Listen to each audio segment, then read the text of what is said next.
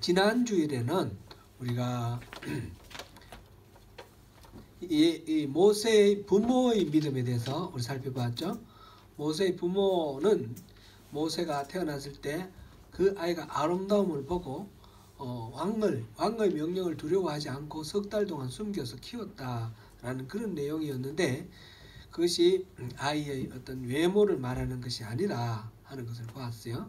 이 아름답다라는 것은 하나님의, 여기에 뭐 성경에 자세히 나와 있지는 않지만, 하나님이 모세는 구원자로, 이스라엘의 구원자로 보내주신 분이고 예수 그리스도의 모형으로 보내신 사람이거든요. 그래서 그것을 부모에게 미리 계시를 했을 것이다 라고 생각. 그게 아름답다라는 말의 의미가 아니겠는가, 우리 그렇게 이해를 했습니다. 외모의 아름다움이 아니라 하나님의 뜻이 이루어지는 그것을 아름답다, 선하다 이렇게 표현한 것이다 이렇게 봤고요. 그랬기 때문에 왕의 명령이 어떠하든지 하나님이 계획하시고 이루어 가시는 것이기 때문에 두려워하지 않았다, 그런 것을 우리가 살펴봤습니다. 오늘하고 다음 주는 모세의 믿음에 대해서 살펴보겠습니다. 모세의 믿음. 우리가 잘 아는 대로 모세는 몇 년 살았죠?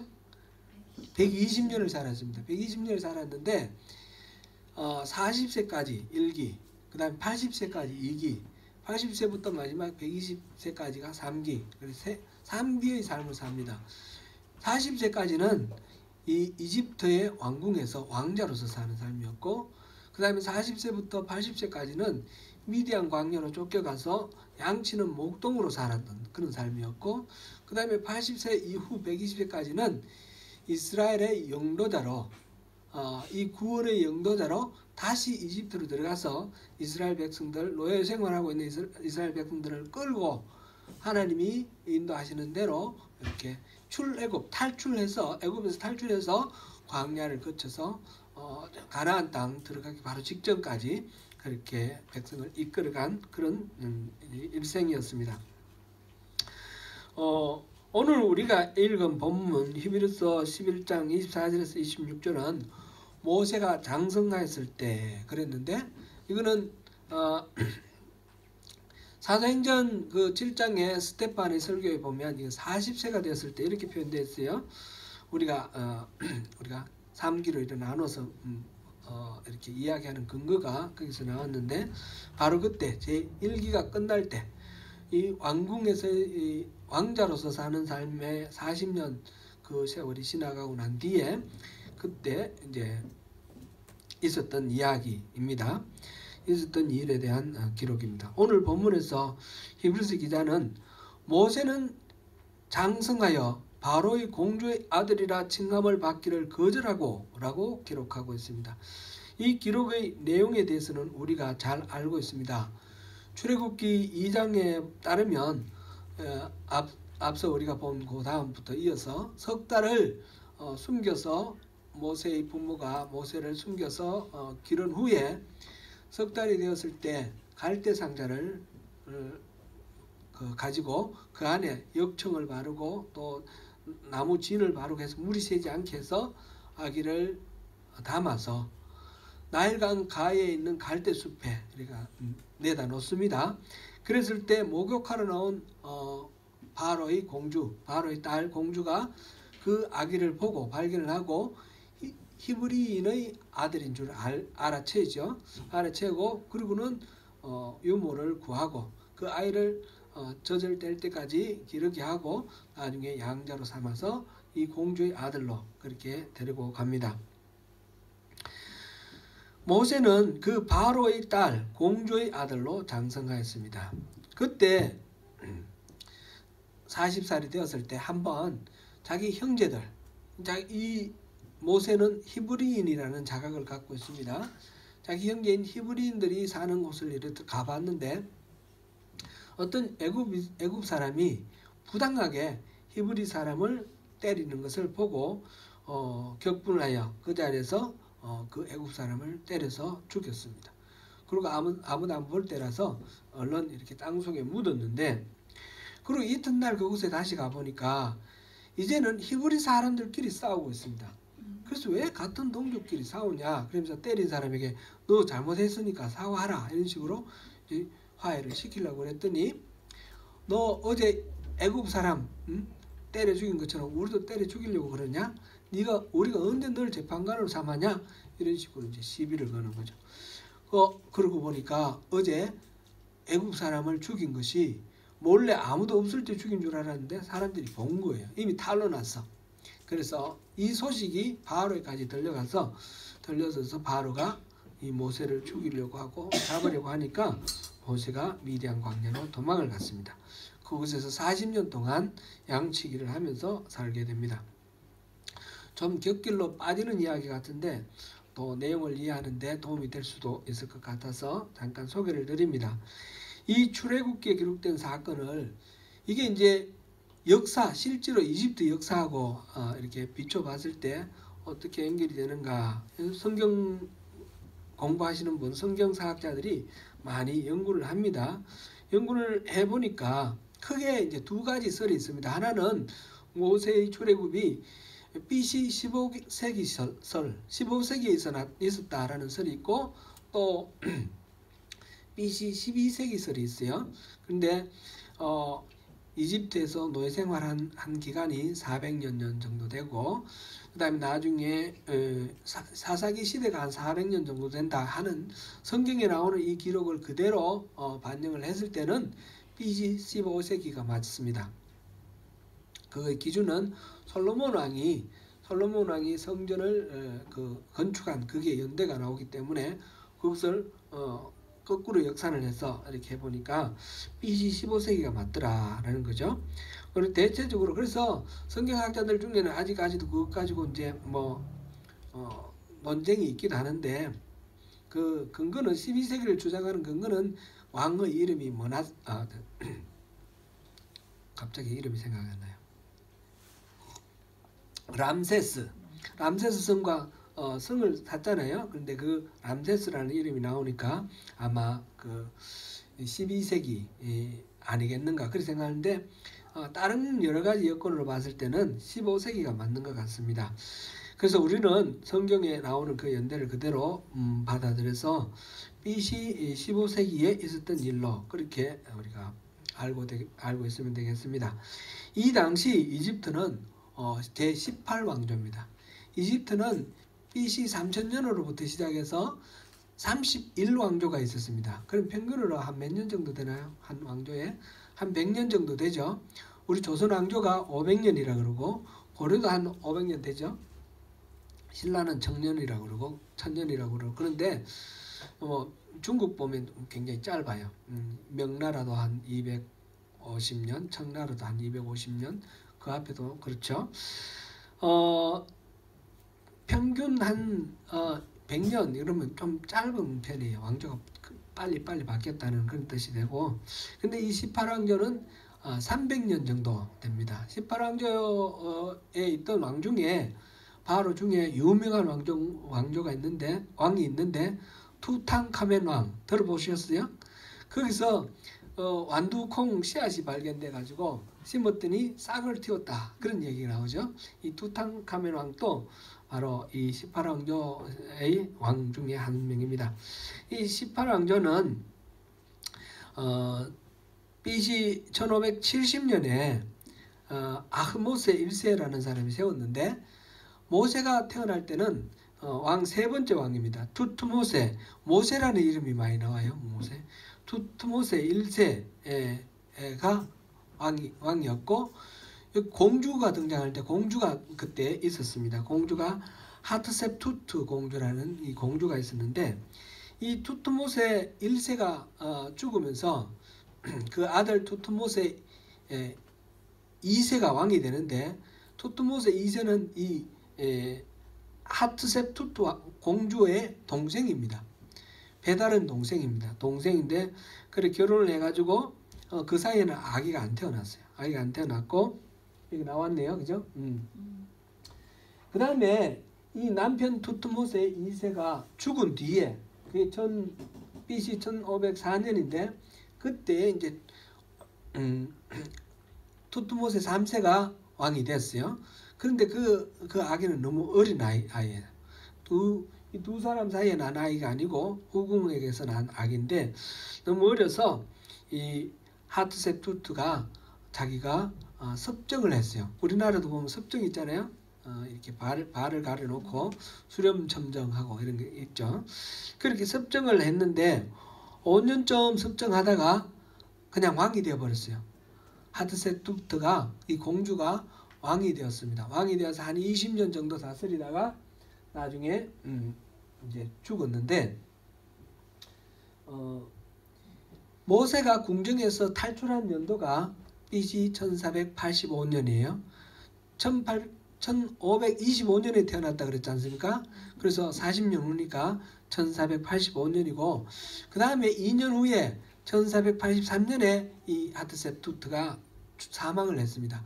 만약 이 성경학자들이 이제 얘기하는 것은 만약 그때 모세가 탈출하지 않았으면 모세가 이 하트셉투트 공주의 아들이니까 이 모세가 왕이 되었을 가능성도 있다 이렇게 봅니다.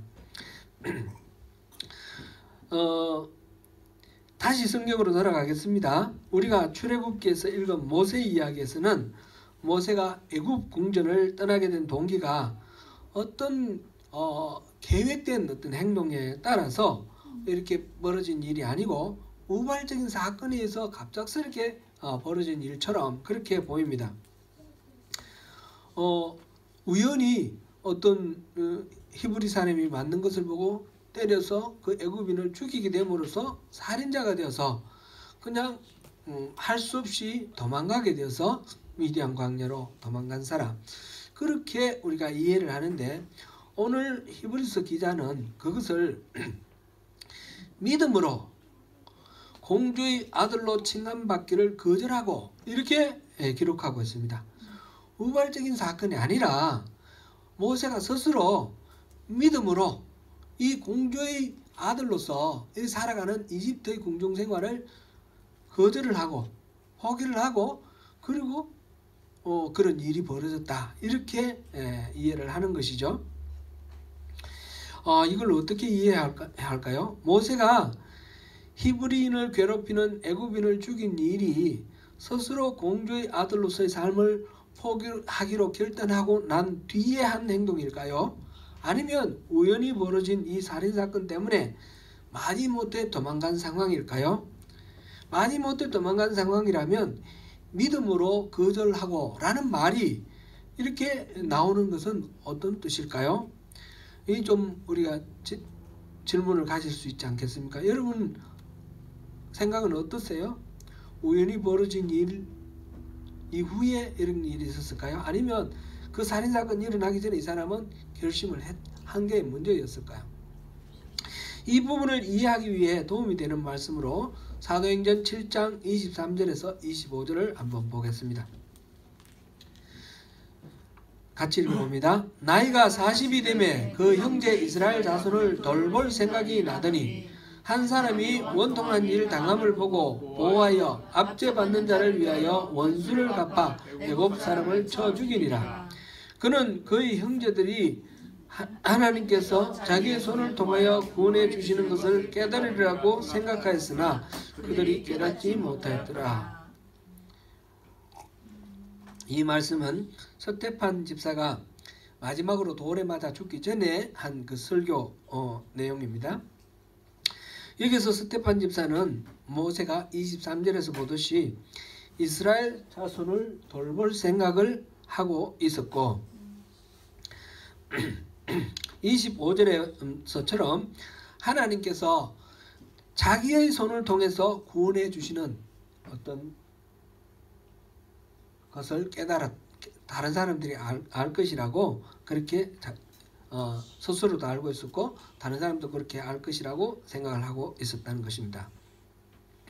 이 생각이 이 성경은 성경으로 풀으라 그랬지 않습니까? 바로 이 스테판의 생각이 우리가 성경을 해석하는데 열쇠가 될 수 있습니다. 바로 지침이 되어야 되겠죠. 모세는 공주의 양자로 자라면서 왕이 되는 수업을 받았습니다. 그러나 그의 마음에는 왕자로서 다음에 차기 왕이 될 사람, 이런 식으로 자기 자신을 생각하는 것이 아니라 자기의 아이덴티티를 나는 히브리인이다. 나 히브리 백성들과 같이 운명을 같이 해야 되겠다. 그런 식의 정체성이 있었습니다. 이런 정체성은 어떻게 해서 생겼을까요? 공주가 처음 이 아기를 발견했을 때 유모를 구했습니다. 유모를 구했는데 그때 이 갈대 상자의 아기 모세를 그 갈대밭에 내놓으면서 모세의 누이 미리암이 숨어서 보고 있었어요. 누가 어떻게 되는가 숨어 보고 있다가 이 공주가 아기를 발견하고 열어보고 아기를 들여다보는 걸 봤을 때 가서 유모를 소개해 드릴까요? 이렇게 해서 유모를 소개해 주죠. 그래서 공주가 나중에 젖대고 난 뒤에 데려가기 전까지 이 아기를 이 미리암이 소개해 준 유모 누구였을까요? 바로 모세의 친어머니인 요게벳이었어요. 모세는 그러니까 친어머니의 젖을 먹고 친어머니의 품에서 이 유년기를 자랐다라는 것을 알 수가 있습니다. 이게 한 몇 년 됐을까 정확한 기록은 없는데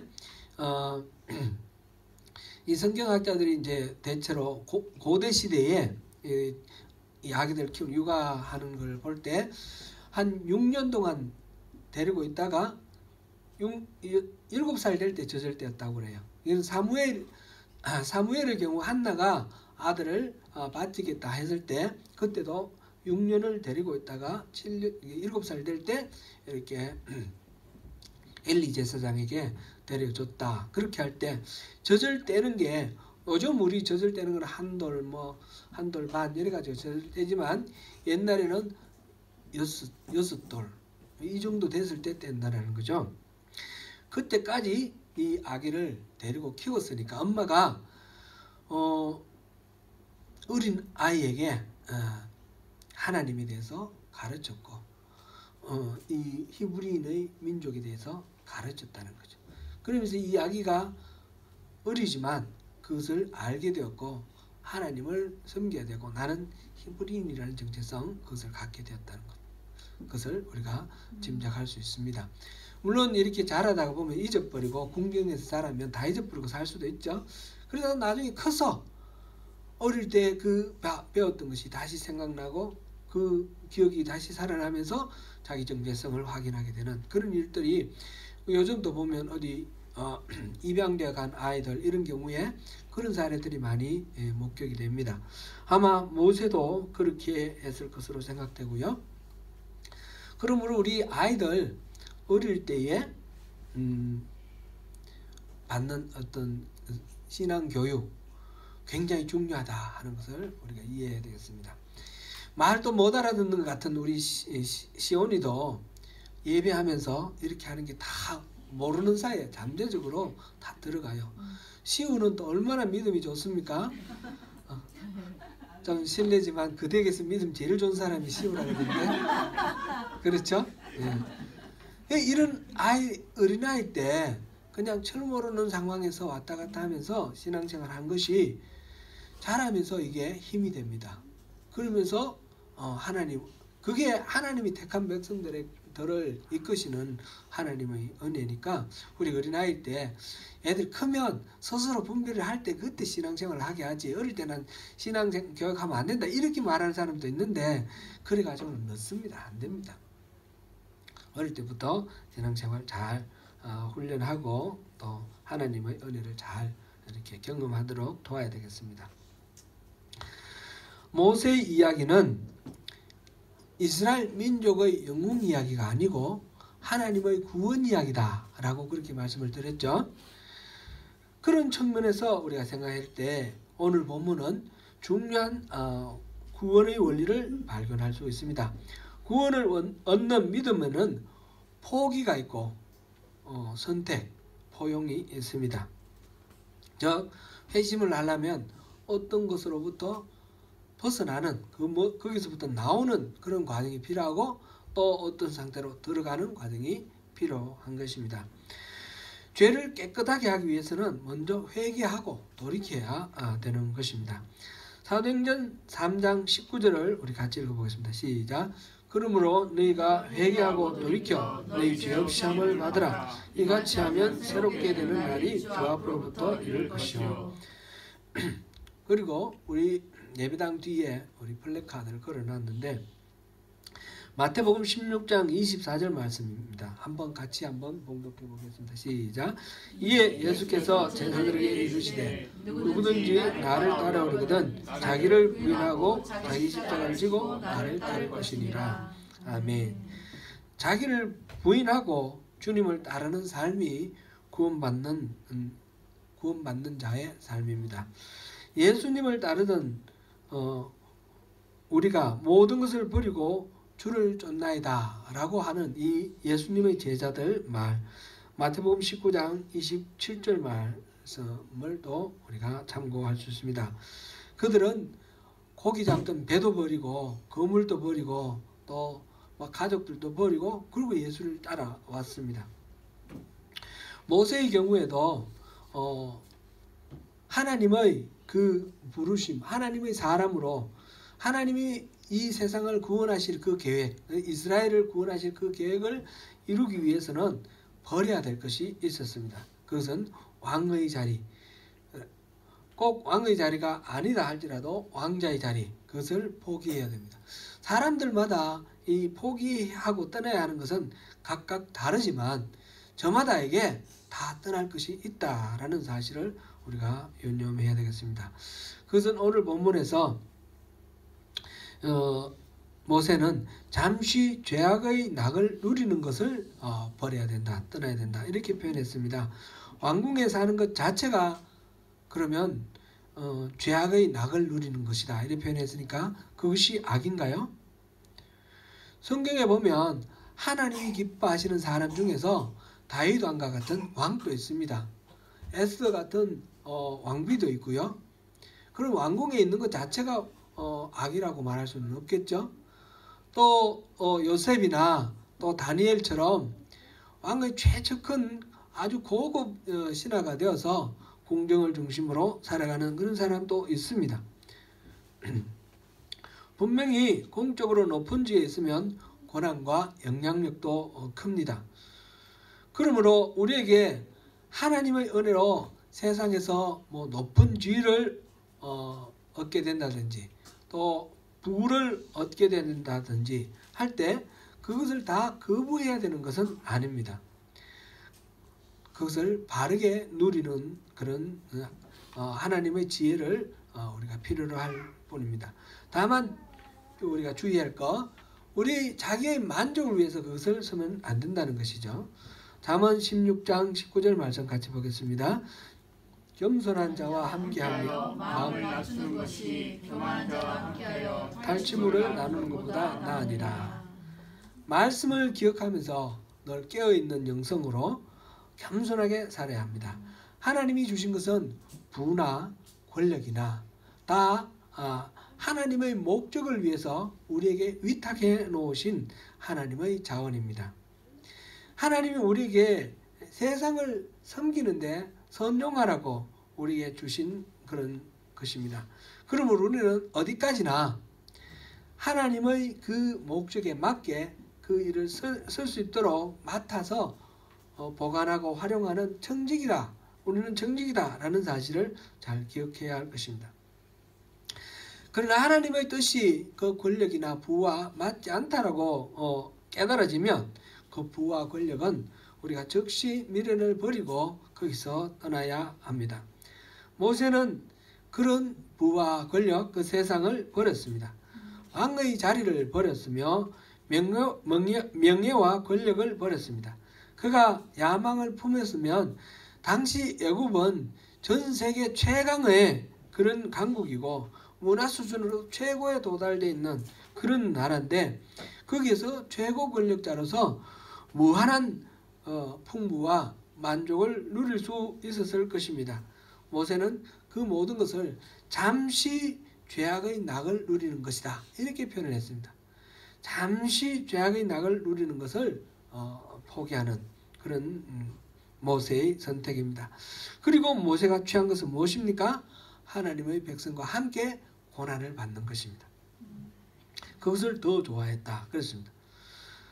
모세가 누리고 있던 삶이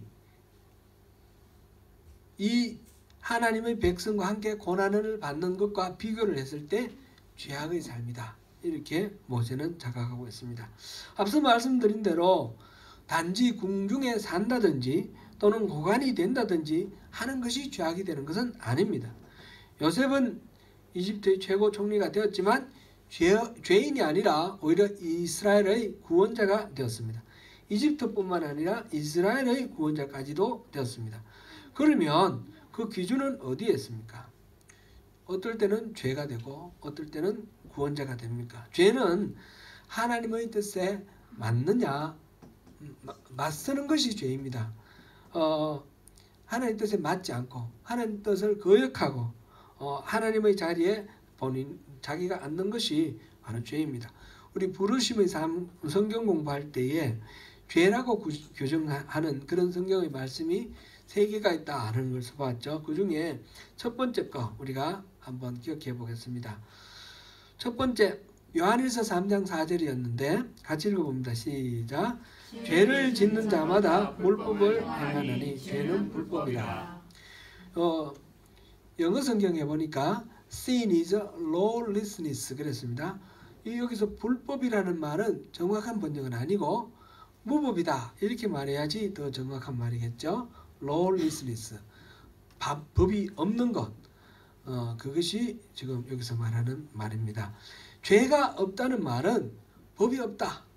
법이 없으니까 자기 마음대로 한다. 그런 뜻입니다. 곧 자기가 법이 되는 것이 죄입니다. 자기가 법이 된다는 말은 하나님을 부정한다는 뜻이 됩니다. 자기가 곧 하나님의 자리에 앉는다. 그런 의미가 됩니다. 그러므로 죄라는 말은 하나님과 대적이 되는 것입니다. 자기가 하나님이 되어서 하나님과 적대하는 그런 것이 바로 죄입니다. 애굽의 궁중에 사는 모세의 삶, 우리가 모세의 삶을 자세히 이렇게 성경에 나와 있지 않지만 특별히 모세가 잔인하다든지 악독하다든지 그런 것 같지는 않습니다. 왕자로서의 교육을 잘 받았고요. 그런데 이 모세를 죄인의 삶이다 이렇게 말할 수 있나요? 잠깐 누리는 악인의 죄 그렇게 말할 수 있나요? 잠깐 누리는 죄인의 낙 이렇게 말할 수 있습니까?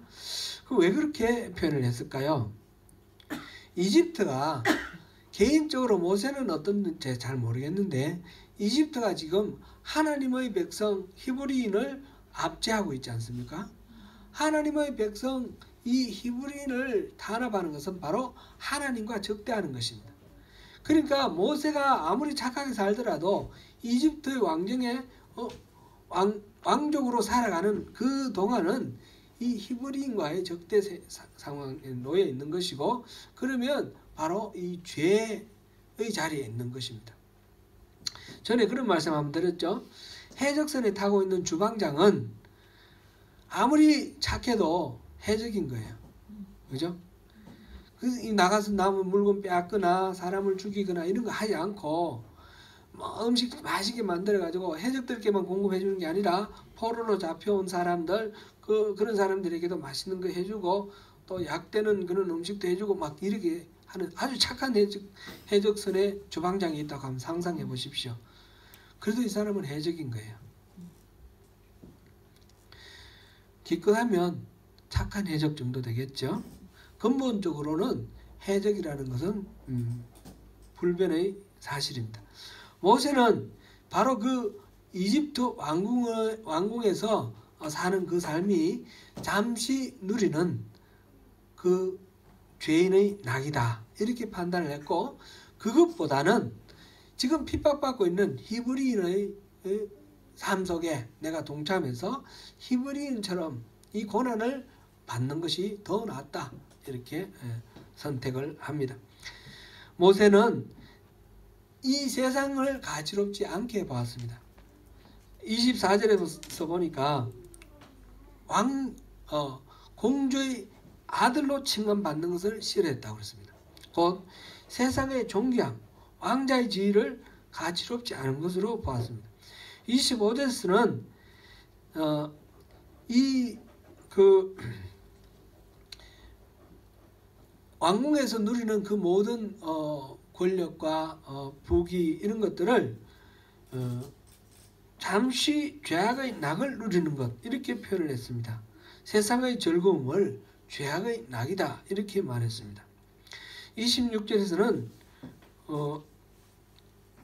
애굽의 모든 보화보다 더 큰 재물로 이렇게 비교를 하면서 애굽의 모든 재화 세상의 부여를 가치롭지 않도록 그렇게 보았습니다.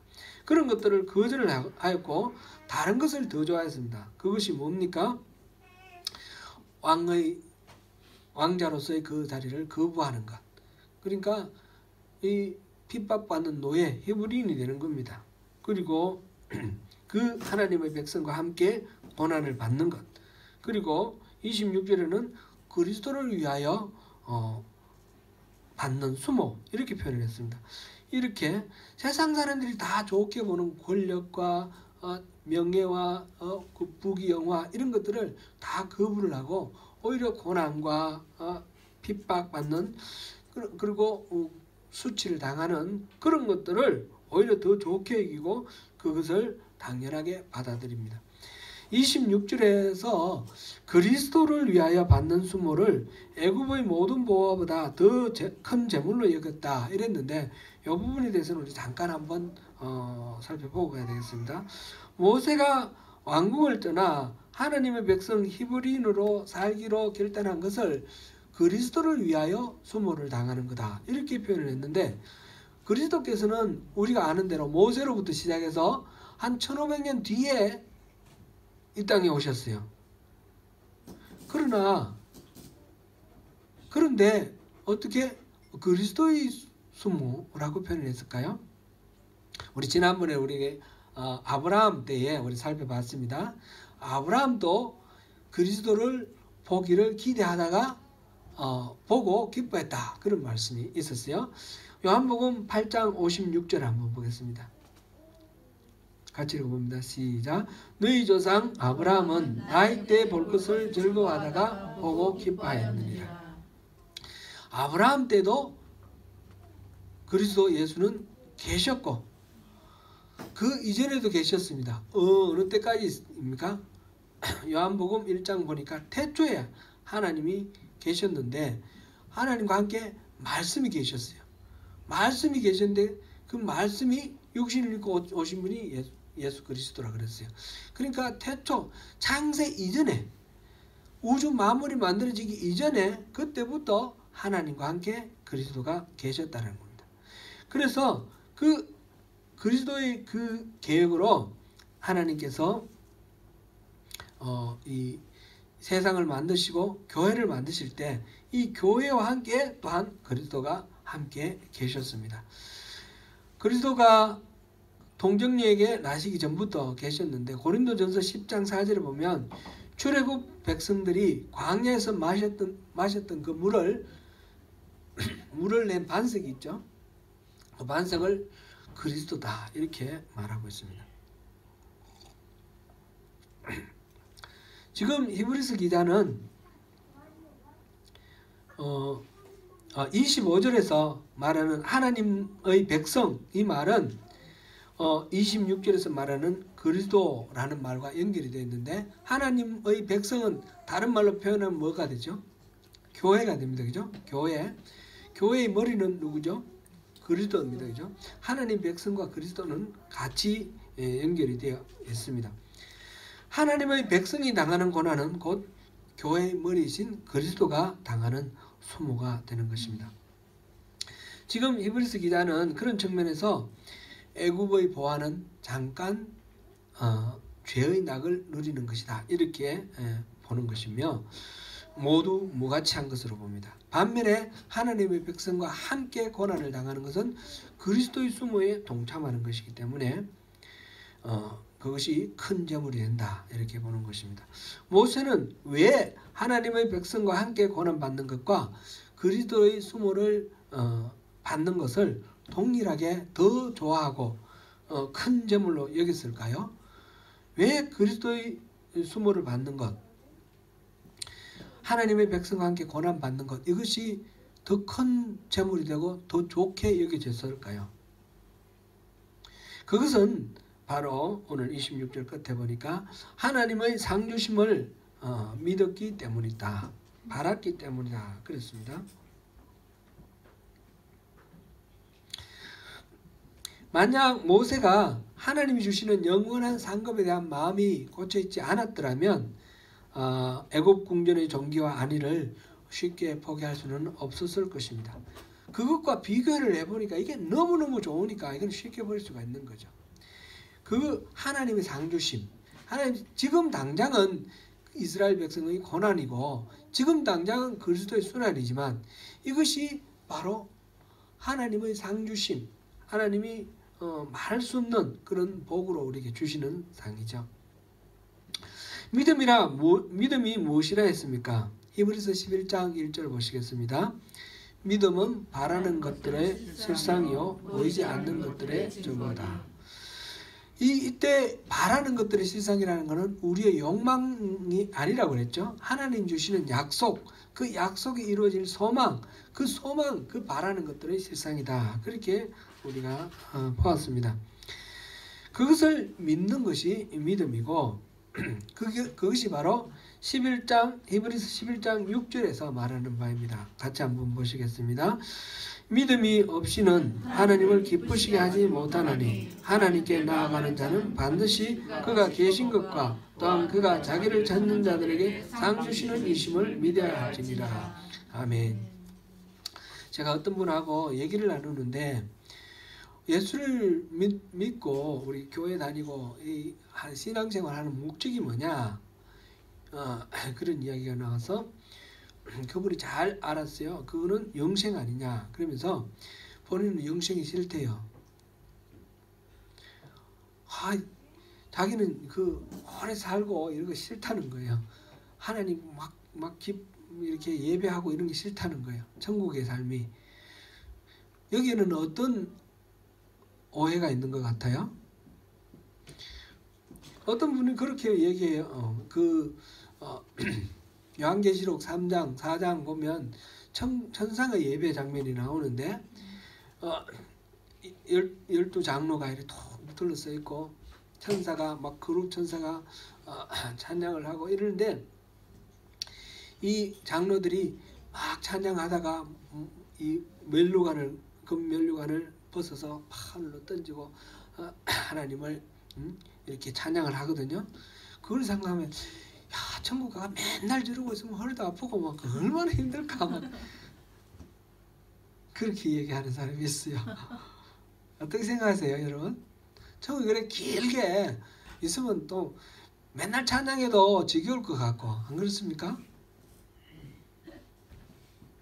여기에는 중요한 오해가 있습니다. 그죠?